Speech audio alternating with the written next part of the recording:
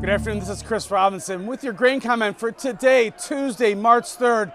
Another wild day in the outside markets, and that's been the backdrop which has been influencing what's going on in the grains. A lot of the supply and the demand issues that typically move the grains, it's kind of all been gone to the wayside as we watch markets react to what's going on with the stock indexes and the US dollar, and also the interest rate markets.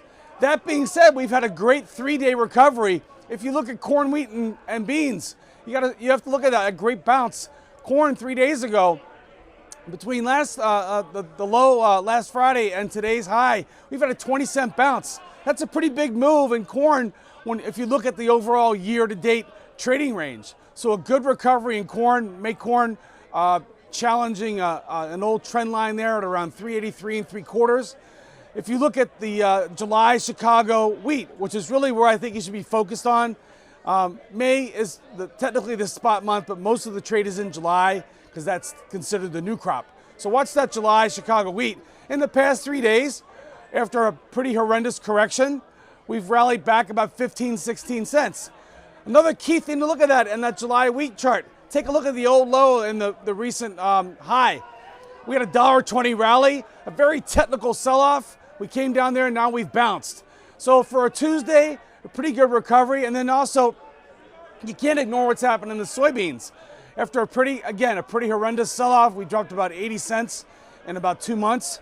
We've had a recovery. Make corn, especially new crop soybeans. New crop soybeans trying to hold support there at that $9 level. But if you look at soybeans in the past 3 days, again, we've had a 15-cent rally there as well.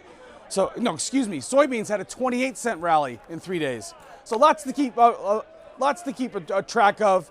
Basically, you've had a good bounce in the corn, wheat, and beans, despite the volatility that we've seen with markets moving higher and lower in the outside markets.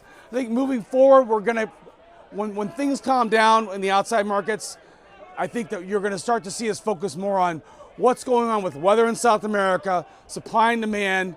There's a window here between now and the end of April where a lot of risk is going to be accounted for with the grain markets moving forward. So all in all, good recovery bounce for the grain market. We'll see if we can extend the recent rallies through the rest of the week. This is Chris Robinson. Have a great day.